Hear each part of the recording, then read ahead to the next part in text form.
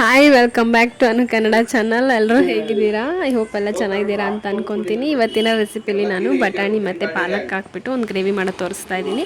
ಇದಕ್ಕೆ ಒಂದು 4 ಸ್ಪೂನ್ ಆಗೋಷ್ಟು ಎಣ್ಣೆ ಹಾಕ್ಕೊಂಡು ಒಂದು ಅರ್ಧ ಸ್ಪೂನ್ ಜೀರಿಗೆ ಹಾಕ್ಕೊಂಡು ಇದು ಸ್ವಲ್ಪ ಚೆನ್ನಾಗಿ ಸಿಡ್ದಾದ್ಮೇಲೆ ಇದಕ್ಕೆ ಸ್ವಲ್ಪ ಹೆಚ್ಚಿರುವಂಥ ಶುಂಠಿ ಮತ್ತು ಬೆಳ್ಳುಳ್ಳಿನ ಹಾಕ್ಕೊಂಡು ಚೆನ್ನಾಗಿ ಫ್ರೈ ಮಾಡ್ಕೊಬೇಕು. ಅದಾದಮೇಲೆ ಒಂದು ಈರುಳ್ಳಿನ ಸಣ್ಣದಾಗಿ ಹೆಚ್ಕೊಂಡು ಅದನ್ನು ಚೆನ್ನಾಗಿ ಫ್ರೈ ಮಾಡ್ಕೊಬೇಕು. ಇದಿಷ್ಟು ನಾನು ಇಲ್ಲಿ ಶುಂಠಿ ಮತ್ತು ಬೆಳ್ಳುಳ್ಳಿನ ಪೇಸ್ಟ್ ಮಾಡಿ ಹಾಕ್ಕೊತಾ ಇಲ್ಲ, ಸಣ್ಣದಾಗಿ ಹೆಚ್ಕೊಂಡು ಹಾಕ್ಕೊತಾ ಇದ್ದೀನಿ. ಇದು ಚೆನ್ನಾಗಿ ಎಲ್ಲ ಫ್ರೈ ಆದಮೇಲೆ ಇದಕ್ಕೆ ನಾನು 1 ಬೌಲ್ ಆಗೋಷ್ಟು ಹಸಿ ಬಟಾಣಿ ಹಾಕ್ಕೊತಾ ಇದ್ದೀನಿ. ಇದನ್ನು ಸಪ್ರೇಟಾಗಿ ಸ್ವಲ್ಪ ನೀರಲ್ಲಿ ಬೇಯಿಸಾದರೂ ಹಾಕ್ಕೊಬೋದು, ಇಲ್ಲ ಇದೇ ಥರ ಬಾಣಲೆಲಿ ಹಾಕ್ಕೊಂಡು ಆದರೂ ಬೇಯಿಸ್ಕೊಬೋದು.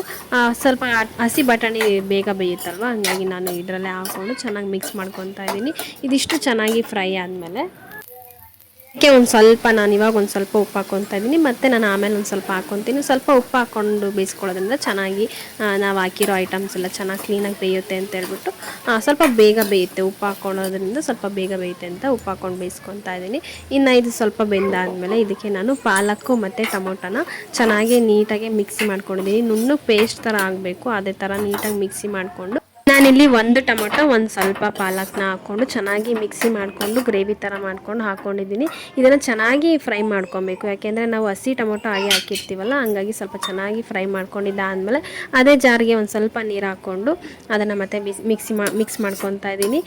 ಚೆನ್ನಾಗಿ ಎಲ್ಲ ಮಿಕ್ಸ್ ಆದಮೇಲೆ ಚೆನ್ನಾಗಿ ಫ್ರೈ ಆದಮೇಲೆ ಪಾಲಕ್ ಸ್ವಲ್ಪ ಕಲರೇ ಡಿಫ್ರೆಂಟ್ ಚೇಂಜ್ ಆಗುತ್ತೆ. ಅದಾದಮೇಲೆ 1 ಸ್ಪೂನ್ ಆಗೋಷ್ಟು ಖಾರದ ಪುಡಿ, ಒಂದು ಸ್ವಲ್ಪ ಗರಂ ಮಸಾಲ, ಒಂದು ಅರ್ಧ ಸ್ಪೂನ್ ಆಗೋಷ್ಟು ಜೀರಿಗೆ ಪುಡಿ, ಸ್ವಲ್ಪ ಅರಿಶಿನ, ಆಮೇಲೆ ರುಚಿಗೆ ಎಷ್ಟು ಬೇಕಾಗುತ್ತೋ ಅಷ್ಟು ಉಪ್ಪು ಹಾಕ್ಕೊಂಡು ಮಿಕ್ಸ್ ಮಾಡ್ಕೊಳ್ಳಿ.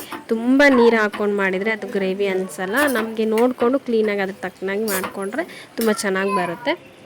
ಇನ್ನು ಎಲ್ಲ ಚೆನ್ನಾಗಿ ಫ್ರೈ ಆದಮೇಲೆ ಲಾಸ್ಟಲ್ಲಿ ಸ್ವಲ್ಪ ಕಸೂರಿ ಮೇಥಿ ಪೌಡರು ಮತ್ತು ಸ್ವಲ್ಪ 1 ಸ್ಪೂನ್ ಆಗೋಷ್ಟು ಹಾಲಿನ ಕೆನೆನ ಹಾಕ್ಕೊತಾ ಇದ್ದೀನಿ. ಇದಿಷ್ಟು ಎಲ್ಲ ಕ್ಲೀನಾಗಿ ಮಿಕ್ಸ್ ಮಾಡಿಕೊಂಡು 1 ನಿಮಿಷ ಮುಚ್ಚಳ ಮುಚ್ಚಿ ಬೇಯಿಸ್ಕೊಂಡ್ರೆ ಪಾಲಕ್ ಮತ್ತು ಬಟಾಣಿ ಹಾಕಿ ಗ್ರೇವಿ ರೆಡಿಯಾಗಿ ಹೋಗಿಬಿಡುತ್ತೆ. ತುಂಬ ಈಸಿಯಾಗಿ ಸಿಂಪಲ್ಲಾಗಿ ಬೇಗನೆ ಮಾಡ್ಕೊಬೋದು. ಚಪಾತಿಗೆ ಮತ್ತು ಪೂರಿಗೆ ಟಿಫನ್ಗಾಗಿರ್ಬೋದು, ಇಲ್ಲ ರಾತ್ರಿ ಡಿನ್ನರ್ಗೆ ತುಂಬ ಬೇಗನೆ ಆಗೋಗುತ್ತೆ. ಈ ವಿಡಿಯೋ ನಿಮಗೆ ಸ್ವಲ್ಪ ಏನಾದರೂ ಇಷ್ಟ ಆಗಿದ್ರೆ ಪ್ಲೀಸ್ ಒಂದು ಲೈಕ್ ಮಾಡಿ, ಹಾಗೆ ನನ್ನ ಚಾನಲ್ ಸಬ್ಸ್ಕ್ರೈಬ್ ಮಾಡ್ಕೊಳ್ಳಿ. ನೆಕ್ಸ್ಟ್ ವಿಡಿಯೋದಲ್ಲಿ ಸಿಗ್ತೀನಿ. ಎಲ್ಲರಿಗೂ ಟೇಕ್ ಕೇರ್, ಬಾಯ್.